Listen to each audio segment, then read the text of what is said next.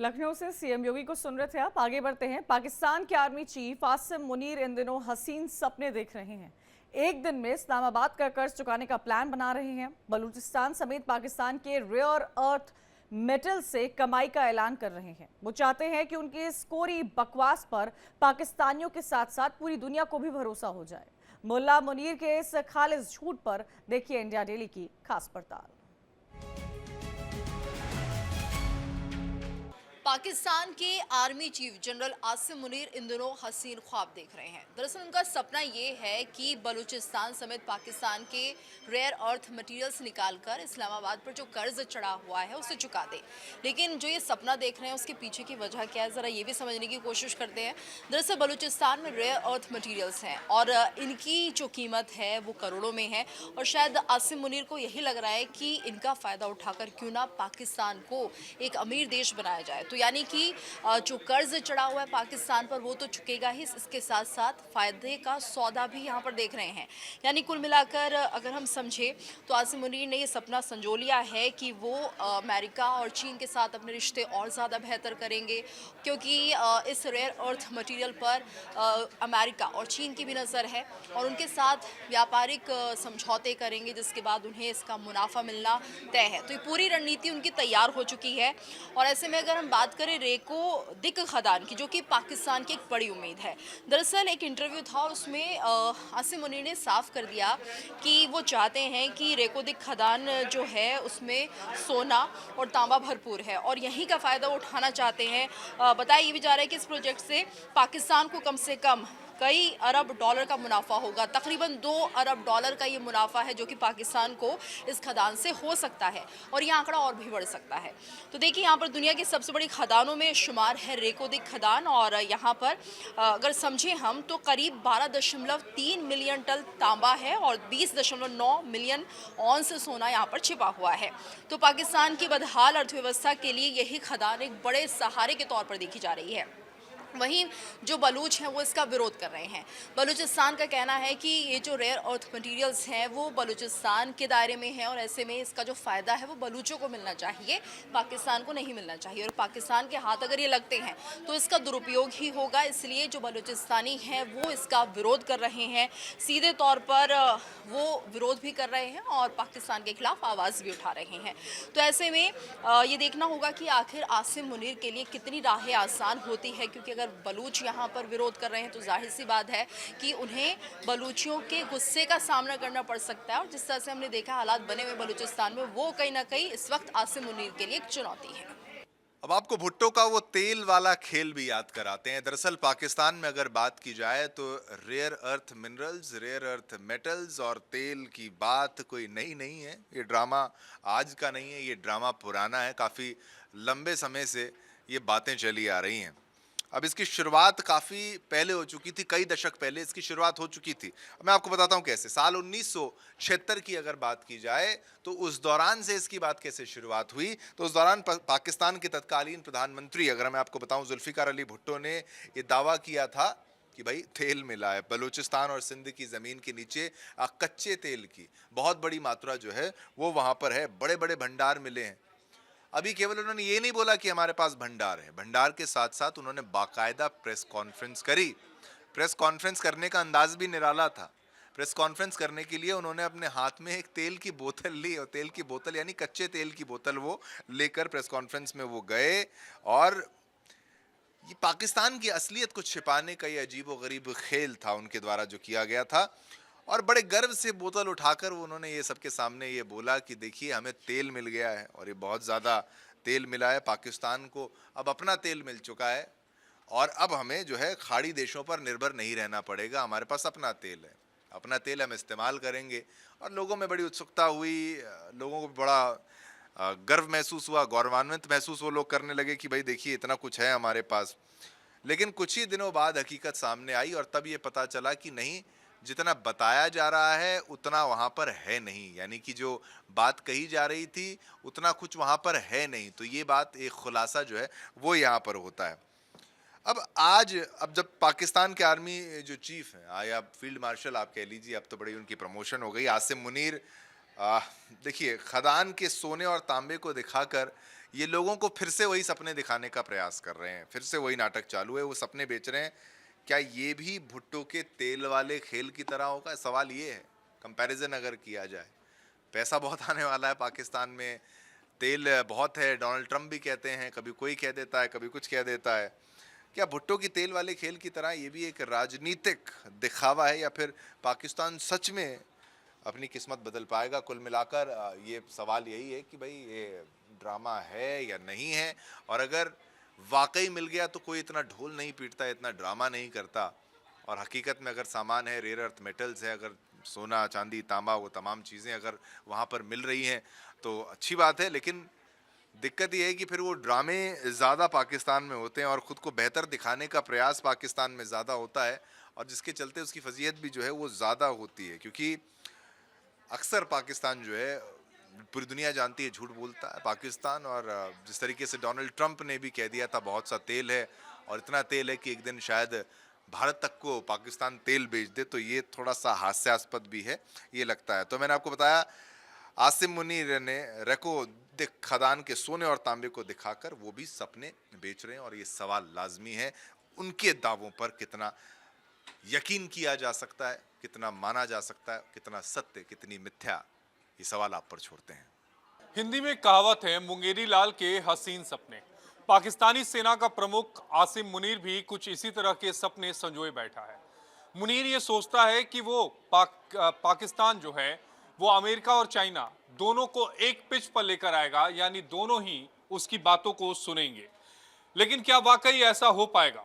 अब उसके पीछे वजह भी है कि ऐसा क्यों नहीं हो पाएगा। दरअसल अमेरिका और चीन के बीच की जो टकराव पाकिस्तान को लेकर एक वजह है, वो है रेयर अर्थ। यानी दरअसल जिस रेयर अर्थ मेटल्स को लेकर चाइना ये चाहता है कि अमेरिका के साथ उसकी नजदीकियां बढ़ जाएं, उसी रेयर अर्थ मेटल्स पर जो नजर है वो है चीन की। पिछले एक दशक से अगर हम बात करें तो चीन इन रेयर अर्थ पर गिद्ध की तरह नजरें जमाए बैठा है, और यही वजह है कि पाकिस्तान पर समय समय पर वो बड़ी मात्रा में इन्वेस्ट करता है। ऐसे में मुनीर का झुकाव अमेरिका की तरफ होना और ये चीन को कतई रास नहीं आ रहा है। यही वजह है कि बीजिंग ने अब इशारा देना शुरू कर दिया है कि वो सीधे बलूचिस्तान से बात करेगा। यानी आज भले ही मुनीर के दोनों हाथों में लड्डू नजर आ रहे हों, लेकिन हकीकत यह है कि आने वाले वक्त में अमेरिका और चीन दोनों ही उनसे किनारा कर सकते हैं, यानी पाकिस्तान से किनारा कर सकते हैं।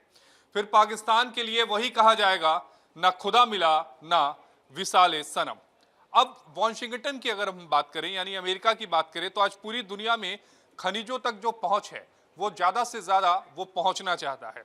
यूक्रेन से लेकर कांगो, इंडोनेशिया की बात करें, उज्बेकिस्तान की बात करें या पेरू की बात करें, अमेरिका अपने मिनरल्स मैप पर नई लाइनें खींच रहा है। यानी हर जगह वो घुस चुका है, अगर इन सभी स्टेट्स की राज्यों देशों की बात की जाए तो, क्योंकि वो क्रिटिकल मिनरल्स का सबसे बड़ा उपभोक्ता है। और यही वजह है कि अमेरिका अब एशियाई देशों, खासतौर पर भारत और पाकिस्तान में अपना दबदबा जो है वो चाहता है।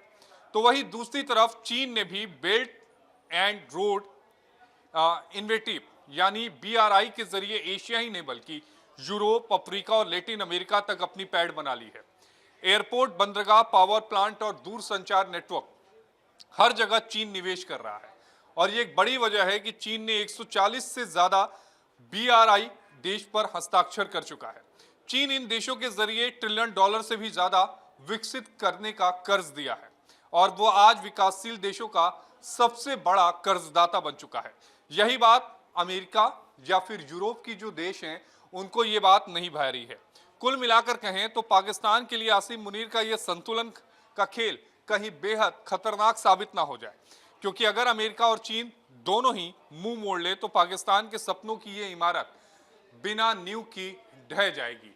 यानी अगर एक साथ दो नाव पर सवारी जो मुनीर सपना देख रहा है तो डूबना तय है, नाव का भी और सवार का भी। क्या क्वाड का गठजोड़ यानी भारत, जापान, अमेरिका का गठजोड़ ये सिर्फ एक साधारण सा नज़र आता है, सिर्फ सुरक्षा के लिए है, या फिर इसके पीछे कुछ और भी बड़ी वजह है, ये बहुत महत्वपूर्ण है। खासतौर से रेयर अर्थ मेटल्स का बड़ा खेल है, ये बात भी कही जा रही है। दरअसल अगर क्वाड और रेयर अर्थ की राजनीति को समझा जाए तो कहा जाता है कि क्वाड के तहत ही critical and emerging technology working group सीधे इससे जुड़ा हुआ है और उसका कनेक्शन सीधे इन खनिजों से है। ये दुनिया बहुत अच्छे से जानती है कि आज के वक्त में इसकी ज़रूरत कितनी ज़्यादा है और रेयर अर्थ मेटल्स पर सबसे ज़्यादा अगर आज के वक्त में हम कंट्रोल देखते हैं तो वो चीन का एक तरह से नज़र आता है। तो इसीलिए चाहे बात जापान हो, चाहे बात इंडिया हो या फिर अमेरिका, उनका ये गठजोड़ चीन के लिहाज से बहुत ज़्यादा महत्वपूर्ण हो जाता है। और दूसरी तरफ ऑस्ट्रेलिया की अगर बात करें, ऑस्ट्रेलिया जैसे देश पहले ही अमेरिका से मिलकर लगातार इस तरह के खनिजों पर, लिथियम जैसे खनिजों पर काम लगातार करता रहा है और चीन की सप्लाई चेन से अलग रखने की नीति पर काम करता रहा है। और इसी क्षेत्र में अब भारत बहुत तेजी से आगे बढ़ रहा है, क्योंकि आने वाले समय में हम सभी जानते हैं कि खनिज अपने आप में कितना महत्वपूर्ण है और खनिजों के बगैर कोई भी टेक्नोलॉजी वर्क नहीं करती, हर लिहाज से बहुत ज़्यादा महत्वपूर्ण है। इसीलिए ये गठजोड़ बहुत मायने रखता है। लेकिन ये भी कहा जा रहा है कि पाकिस्तान आर्थिक गलियारा और खतरे को लेकर चीन जो है, चीन पीछे नजर नहीं आता। उसका $60 बिलियन का जो चीन और पाकिस्तान आर्थिक गलियारा है, जिसे CPEC कहा जाता है, वो इस पूरे दौर का बहुत महत्वपूर्ण हिस्सा माना जाता है। इसीलिए ग्वादर पोर्ट जो है उससे लेकर शिनजियांग के काशगर तक लगभग 3000 किलोमीटर लंबा गलियारा जो है वो तैयार हो रहा है। चीन की महत्वाकांक्षा का सबसे बड़ा उदाहरण नजर आता है। लेकिन गलियारे पर भी कई सवाल खड़े होने लगे हैं, क्योंकि बलूचिस्तान की अगर बात करें तो कई चीनी मजदूर बलूचिस्तान में हमलों में मारे गए हैं। ऐसे में चीन के लिए इस बड़े निवेश पर खतरे के बादल जरूर मंडरा रहे हैं। अब ऐसे में रेयर अर्थ मेटल्स आज एक तरह से सिर्फ खनिज नहीं है, आने वाले वक्त की एक तरह से बहुत बड़ी पावर जरूर ये मानी जा रही है। ऐसा लगता है कि आने वाले वक्त में दुनिया की अगली जंग हथियारों या तेल के लिए नहीं, बल्कि रेयर अर्थ मिनरल्स के लिए लड़ी जाएगी। और इस भू राजनीतिक शतरंज में पाकिस्तान के आर्मी चीफ आसिम मुनीर एक मोहरे की तरह खड़े दिखाई देते हैं। कभी वो चीन के इशारे पर कठपुतली बन जाते हैं तो कभी अमेरिका, खासतौर पर डोनाल्ड ट्रंप के सामने झुकते हुए नजर आते हैं। दरअसल अब दुनिया की ताकत का पैमाना सिर्फ और हथियार और तेल नहीं, बल्कि टेक्नोलॉजी और ग्रीन एनर्जी बन चुकी है। इलेक्ट्रिक व्हीकल्स, पवन ऊर्जा, सोलर पावर और हाईटेक हथियार, इन सब की रीढ़ है रेयर अर्थ मिनरल्स। हाल ही में चीन ने अमेरिका पर दबाव बनाने के लिए गैलियम, जर्मेनियम और एंटीमनी जैसे अहम खनिज की सप्लाई रोक दी। ये वो मिनरल्स हैं जिनके बिना अमेरिका की ग्रीन टेक्नोलॉजी अधूरी पड़ जाएगी। चीन का ये कदम अमेरिका के उस फैसले का सीधा जवाब था जिसमें वाशिंगटन ने सिलिकॉन चिप्स और हाईटेक मशीनरी के एक्सपोर्ट पर पाबंदी लगा दी थी। यानी अब मामला सिर्फ और माइनिंग और खनन का नहीं रह गया है। रेयर अर्थ मिनरल्स अब ग्लोबल पॉलिटिक्स, इकोनॉमी और टेक्नोलॉजी का सबसे अहम हिस्सा बन चुका है। इस बीच पाकिस्तान ने अपनी ज़मीन में मौजूद खनिजों को सोने की चिड़िया बनाने की कोशिश कर रहा है, लेकिन सच्चाई ये है कि उसे टेक्निकल और फाइनेंशियल सपोर्ट के बिना उसका ये सपना पूरा नहीं हो सकता है। अमेरिका इसमें मदद कर सकता है, लेकिन ये अभी सिर्फ एक संभावना है। दूसरी तरफ चीन किसी भी कीमत पर इस क्षेत्र से अपनी बादशाहत नहीं खोना चाहता। भारत जैसे देश के लिए ये एक बड़ा अलर्ट है। अगर भारत को इस नई जंग में टिकना है तो उसे अभी से ही तैयारी करनी होगी। खनिजों में आत्मनिर्भरता, सप्लाई चेन की सुरक्षा और टेक्नोलॉजी पर पकड़ भारत की रणनीति का हिस्सा होना चाहिए। कुल मिलाकर रेयर अर्थ मिनरल्स अब भविष्य में जंग का असली हथियार बन चुका है।